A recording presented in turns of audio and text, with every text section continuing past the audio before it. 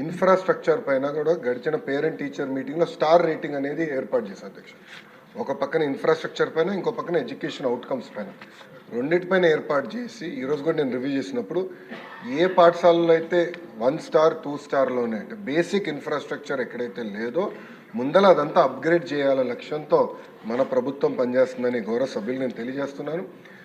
పెద్ద సభ్యులు అన్నట్టు leak proof buildings, basic benches, fresh paint of మన కోట్ ఆఫ్ పెయింట్, టాయిలెట్స్, తాగునీరు, బేసిక్స్ ముందర ఫోకస్ చేయాలనే లక్ష్యంతో మన ప్రభుత్వం ఈ కార్యక్రమం చేపడుతుందని గౌరవ సభ్యులు తెలియజేస్తున్నారు అధ్యక్ష. ఎటు ఈరోజు సాయంత్రం గౌరవ సభ్యులందరితో కూడా ఒక సమావేశం ఏర్పాటు చేసుకున్నారు అధ్యక్ష. గత ప్రభుత్వం 117 జీవోని తీసుకొచ్చి ప్రభుత్వ విద్య పిల్లలకి, అది నిరుపేద కుటుంబాలకి దూరం చేసిన విషయం మన అందరికీ తెలిసిన విషయమే. గత ప్రభుత్వ చేతకాంతనం వల్ల ప్రభుత్వ పాఠశాలలో దాదాపు 12 లక్షల మంది విద్యార్థులు తగ్గిపోయారు అధ్యక్ష. 12 లక్షల మంది విద్యార్థులు తగ్గిపోతాం జరిగింది అధ్యక్ష. అందుకే దానికి ఒక ఆల్టర్నేటివ్ ఏర్పాటు చేయాలని దానిపైన ప్రజాప్రతినిధులతో చర్చించి, అదేవిధంగా పక్కన సంఘాలతో కూడా ఒక రౌండ్ చర్చ జరిగింది అధ్యక్ష. ఆ ఆల్టర్నేటివ్ పైన కూడా మేము చర్చిస్తాం జరుగుతుంది.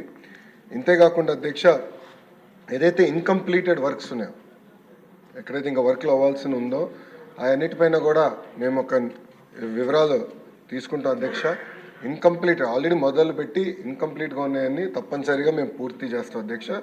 117కి ఆల్టర్నేటివ్ ఏదైతే మేము తీసుకొద్దాం అనుకుంటున్నాం, మన ప్రభుత్వం తీసుకొద్దాం అనుకుంటుందో దానిపైన సుదీర్ఘంగా చర్చించిన తర్వాత అందరూ ఓకే అంటే అదే ఆధారంగా తీసుకుని రేపు టీచర్ ట్రాన్స్ఫర్లు కానీ ఇన్ఫ్రాస్ట్రక్చర్ అదే ఆధారంగా తీసుకుని బిల్డ్ చేయాల్సిన అవసరం ఉంది అధ్యక్ష. ఎందుకంటే గత ప్రభుత్వం నాడు నేడు కార్యక్రమం ద్వారా కొన్ని పాఠశాలల కడతం జరిగింది. అవి ఏమైనాయంటే ప్రభుత్వం ఇది 117 జీవో వల్ల ఆ పాఠశాలలు మూతపడినాయి అధ్యక్ష.